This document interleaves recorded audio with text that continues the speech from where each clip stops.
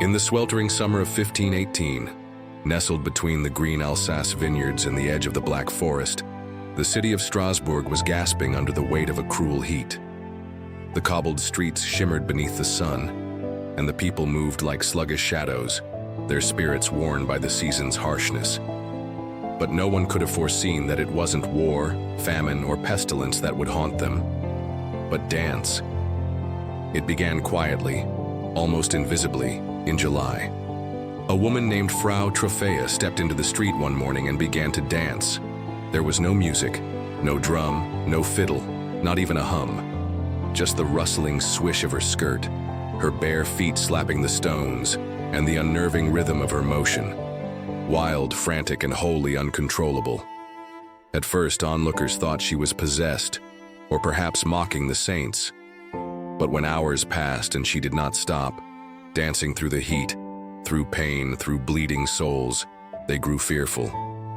By the second day, she collapsed only to rise again. Her face was twisted in something between agony and trance. She did not speak nor eat. When neighbors tried to hold her back, she screamed, not words, just raw sound, and broke free to spin again. Then something terrifying happened. Others began to dance with her. By the end of the week, over 30 people had joined her in the plague of motion. Men, women, even a few children. They danced as though compelled by some invisible piper, limbs jerking like marionettes held by a cruel god. They danced until they fell unconscious, only to rise again. Many began to cry as they spun, tears streaking dusty cheeks, prayers slipping from their mouths between heaving breaths. The city council, baffled and terrified, turned to the physicians. Their diagnosis: excess heat in the blood, an imbalance of bodily humors caused by the blazing sun. The prescription: more dancing. A wooden stage was built in the town square. Musicians were hired to play pipes and drums, and professional dancers were summoned to help the afflicted purge their illness through rhythm. It was a decision born of desperation and ignorance. It was also a fatal mistake. Within days, the crowd of dancers swelled to over 100. The air grew thick with sweat, and the once joyful tunes turned into macabre accompaniments for suffering. Some dancers collapsed from exhaustion, others broke bones. A few reportedly danced until their hearts stopped. Not all were afflicted. The city's priests watched with furrowed brows and declared it a punishment from heaven, a mass penance for secret sins.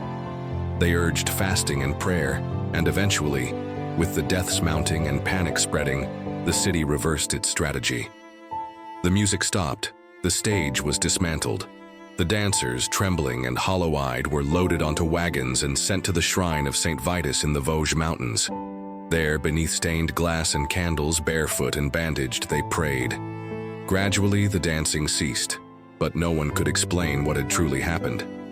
Had it been mass hysteria, a spiritual curse, or some unknown sickness? Some whispered of poisoned bread, laced with ergot, a hallucinogenic mold. Others spoke of the devil's mischief, of ancient pagan spirits rising in rebellion. But the truth, if it existed at all, was lost to the centuries.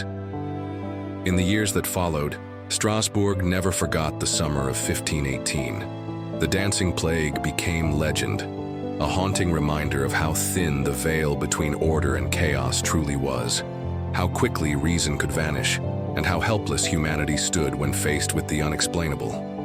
And every now and then, under a heavy summer sky, an old villager would pause on the edge of the square, where the stones still bore the memory of blood and footfall, and wonder, what music had they truly been dancing to, and had it ever really stopped?